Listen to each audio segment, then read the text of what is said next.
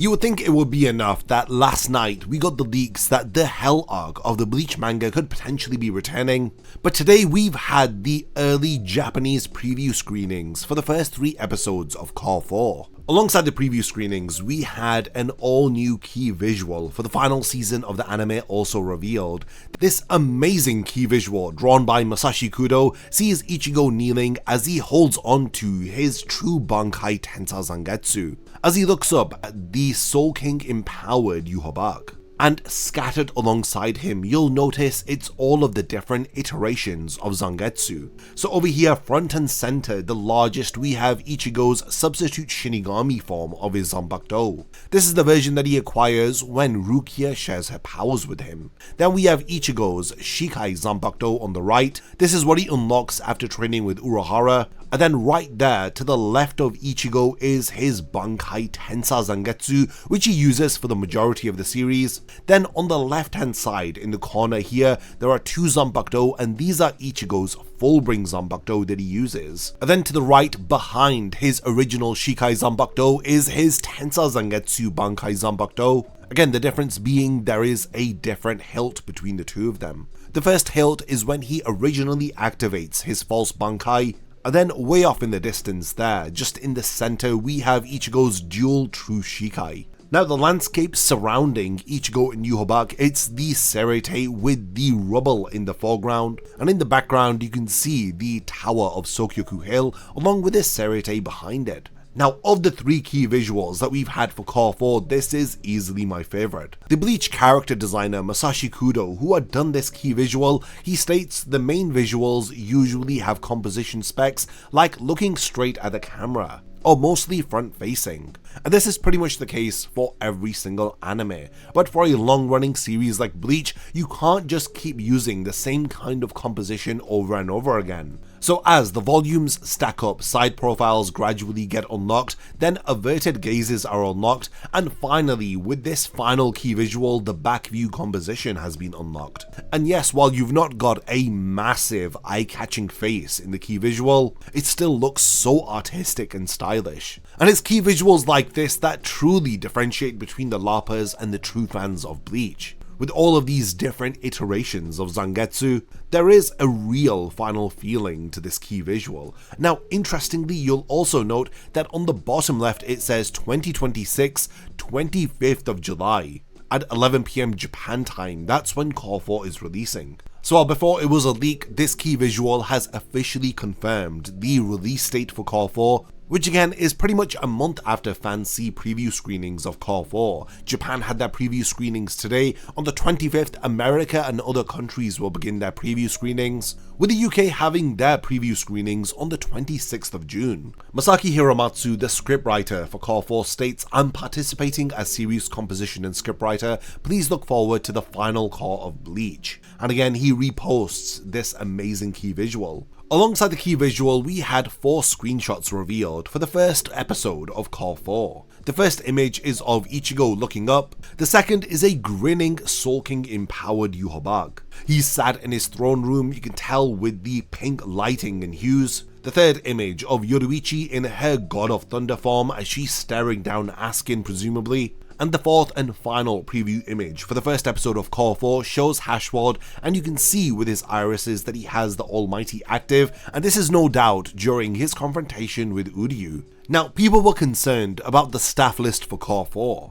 In particular, staff member Dali Chen, who has served as a storyboarder and episode director in Cours 2 and 3. He was a massive fan favourite. He's confirmed for episode 41 for being an episode director and storyboarder. He apologises, but he says he truly believes that being able to participate until the very last is cool and it's some kind of connection. And he is going to be able to learn so many things, and his heart is full of gratitude. If you remember, he was episode director for episodes 19 and 26, and he also storyboarded episode 33 of Cour 4, as well as being the episode director for episodes 33 and 38. Now, along with all of this key visual news and anime stuff, we've had new details from Kubo revealing the selection process for the opening and ending song for Cour 4. So, the intention behind the selection of the theme song for the TV anime Bleach 1000 Year Blood War. So Kubo says he personally selected all of the theme songs for the 1000 Year Blood War arc anime. This is from the demo stage of the song, as he wanted to have as many new artists as possible handle the theme songs of the new anime. He also chose them with the hope that the anime viewers would discover these artists through the 1000 Year Blood War arc anime and become fans of them. So first, we have details about the Cour 4 opening song. So it's revealed to be Juji's eyeball. Now Juji has previously had songs appear within Jujutsu Kaisen. So Kubo says, in the final Cour, he received more song suggestions than ever before. Since it's the final season, Kubo wanted a song that would have an impact. He's always liked Joji's music, and there were a few things in the demo song that bothered him, so he asked if it would be possible to discuss how he could improve those parts.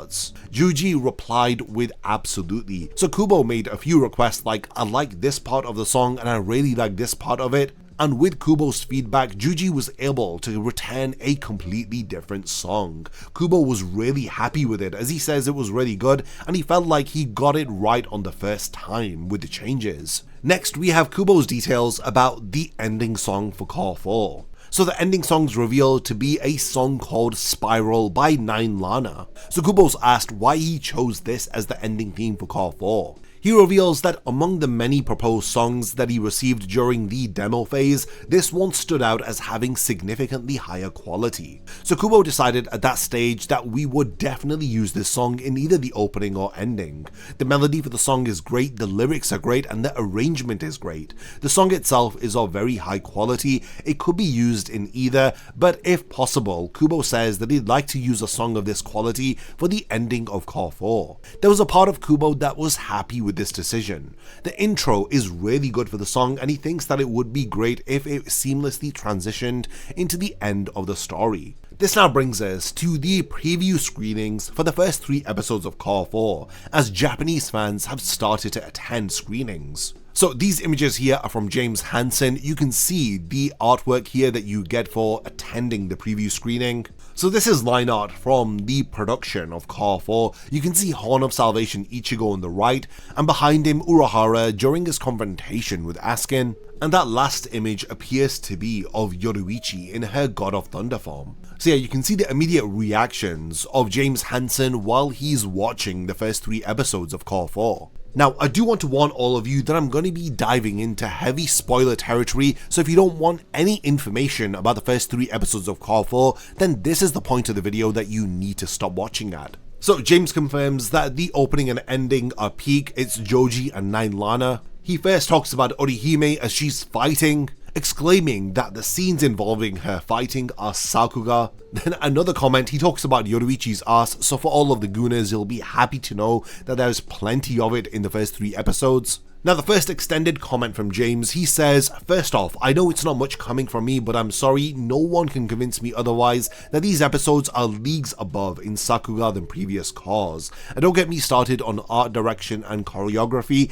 every episode features on-model characters. And yeah, he's really impressed, it was outstanding, this is truly Pierrot Film's finest work. Okay, so from James's comments, we know that Urahara's Bankai will be revealed within the first 3 episodes of Cour 4. The manga is nowhere near as good in comparison to what the Pierrot Film staff cooked up. The appearance of Benihime is spooky. He then talks about Yoruichi vs Askin, which is literally frame by frame a pause-worthy fight. There's unholy levels of beauty. And again, he goes back to talking about how he cannot believe that he saw Orihime get slapped around by Yhwach. Yeah, she stood up and reishi-mogged Yhwach's soul crush. And then lastly, he speaks about how the Vizards did some great teamwork, it was very well choreographed, and they got a Rainbow Sero or something like Dragon Ball Super when the energy blasts merge, and they appear to have gotten a combined Rainbow Sero attack. And his final comments are that Cour 4 is better than Cour 3, that is all. So IC over on X has also revealed extended spoilers for the first 3 episodes. So firstly, Gerard sends all of the Vizards flying with a single palm strike. Zaraki's bank height is not shown in the first 3 episodes of Cour 4.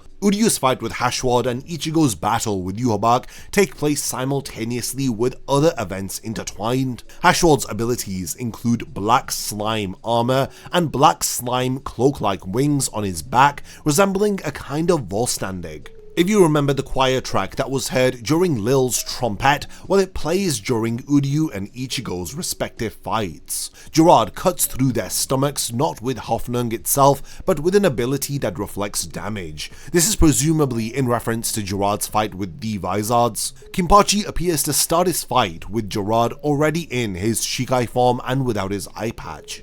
Askin's Reiatsu is purple rather than green, and his Volstandig is purple as well. Now, funny enough, it's unclear where the idea of green came from, since Gift Deluxe and the Giant Sphere are also purple. So continuing on, Uryu's arrows pierce Hashward, but the slime armor blocks the damage and instantly heals him. Askin's fight occupies the second half of episode 1 and the first half of episode 2.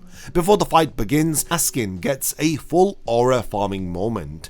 Columns from Vaharvelt fall within millimeters of his head while he lies there completely motionless. When Askin activates his Volstandig, an Arabic-style choir begins to play. The entire Askin fight is pure Sakuga. And in terms of Uryu's new abilities, they include a multifaceted movable Reishi cube that he encloses himself within and uses as armor. So this appears to be building upon the new moveset that Uryu demonstrated within Cour 3 during his fight against Renji. Now, here are some notes about the animation. So this viewer in particular says that it's excellent. There is a huge amount of Sakuga, and as shown in the trailer, there is an impressive camera rotation during the Uryu vs Hashward sequence. Now, we saw this in the trailer where the camera pans with Hashward towering over Uryu. And yeah, it's a totally incredible scene which blends CG and 2D animation. Now, there are many movements like this within the first 3 episodes, and they are executed very well. Now, when it comes to content, around 90% of it is faithful to the manga. The fight scenes have been expanded upon tremendously. Additionally, story content includes Orihime's flashback. I wonder what this flashback is about, and Yhwach explaining to Ichigo that Ichibei intends to turn him into the Soul King. Now, this is absolutely incredible to have revealed. For such a long time, we only knew about Ichibei's intentions via a conversation between Shunsui and Ichibei within the first volume of Can't Be Your Own World. So it's amazing that Kubo is including that narrative within the 1000-Year Blood War arc, as I think a lot of that logic and that information and lore about the Soul King and the fate of Ichigo, it ties directly to Yhwach's character. And I think it's hard to truly appreciate Yhwach as a villain if you don't know this entire Soul King backstory. Now, it seems like during the preview screenings, the visuals for the opening and ending of Cour 4 were not shown. And then we have a bit of a rundown of each of the 3 episodes. So episode 1 opens with a dream sequence in which Yhwach dreams of Ichigo cutting him down. And this happens along with the episode title card. So this, of course, is that dream sequence which Hashward pushes to Yhwach, which is in fact a vision of the future, but Yhwach misinterprets as a nightmare. So it's great that Cour 4 begins with this impactful moment, as that is the crux of the Cour 4 finale. Now, the first half of the first episode, it starts with Ichigo and Uryu's respective fights. That's a truly impactful way to begin the final season. Then the second half of the first episode, we see Yoruichi vs Askin. The episode concludes with Askin activating his Volstandig. Then episode 2 continues with the Askin fight as we see Urahara vs Askin.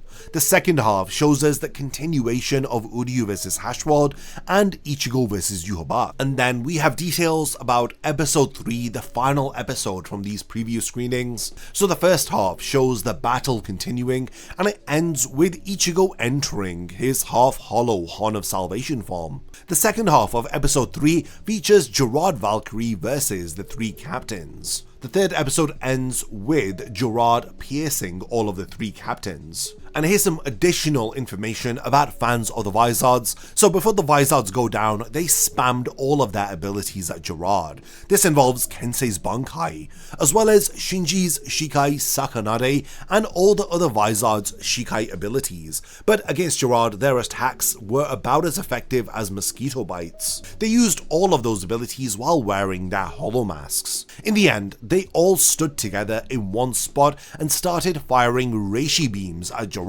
and the result was 0 effect. So again, great effort from the Vizards, and it's amazing to know that they have so much anime exclusive content within the Core 4 episodes, because again, they were pretty much sidelined within the manga. And here are some more comments from Japanese fans leaving the screenings. So this fan says, yeah, that sense of reassurance from the original creator's supervision being involved in the new season is just amazing. For us who grew up with the real-time manga serialization of Bleach, it's truly something that we're so grateful for. There are tons of anime original additions in the first 3 episodes, but you can really feel the supervision shining through loud and clear.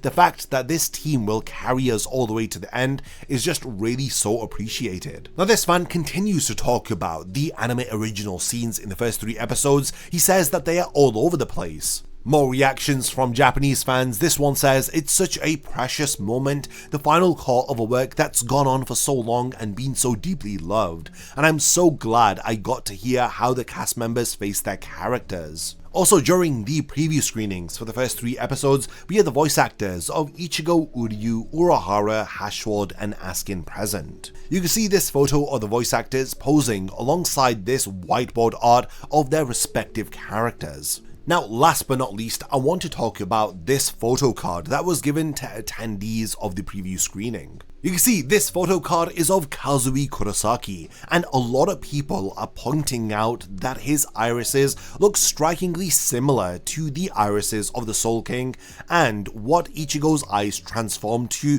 during those scenes within Irazu Sando. Why on earth does Kazui have 4 pupils in both of his eyes? With yesterday's announcement that the Bleach manga is going to be returning after the end of Sakamoto days, this continues to build upon that hype and that mysteriousness of the lore that's going to be revealed during the Hell arc, and how Kazui's character is tied to all of it. Again, here's a clear shot of the artwork that was given to attendees. So yeah, Kazui smiling with those 4 pupils in both of his eyes. It's a really ominous image, as we really don't know much about Kazui's powers, but Kubo clearly is cooking up something behind the scenes. But yeah, that's pretty much everything that we have about Bleach over this weekend. There's rumors and leaks about the Bleach Hell Arc manga returning. We've just had the first 3 episodes of Core 4 screen in Japanese theaters. Japanese fans have been excitedly posting their reactions online. We've had an all-new key visual for Core 4 also, along with this new artwork of Kazui, and this is before the preview screenings begin in the rest of the world later in the week. So yeah, do subscribe to the channel and stick around, as I'll be talking about more details about the first 3 episodes of Core 4 when I go and see them on the 26th of June. And you can guarantee I'll make additional videos about the first 3 episodes of Core 4 as we get more and more information revealed over the course of this week. And all of this is building up for the big Bleach panel at Anime Expo on the 4th of July. Fans are really excited for that event, as we will be guaranteed to get a final trailer for Core 4. And with us knowing that now Core 4 is officially releasing on the 25th of July, there's nothing else really leading up to it, so Anime Expo is going to be the big final push for marketing material for the final season. But yeah, we've reached the point of the video where I want to hand over the discussion to all of you. What are your thoughts about all of the latest Bleach information we've had over this weekend? If there's anything that I've forgotten to mention, then let me know by continuing the discussion in the comments, and let me know what you're the most excited to see within these first 3 episodes of Core 4. Thanks for making it to the end of this one, and I look forward to seeing you in my next video. A massive thank you goes out to all of my amazing Patreon supporters for helping to make this video possible. If you also want to support the channel and see your name in the end of my videos, then check out my Patreon, which has loads of perks like early video access and so much more. Thank you for sticking around till the end of the video, and whatever you contribute will mean a lot to me.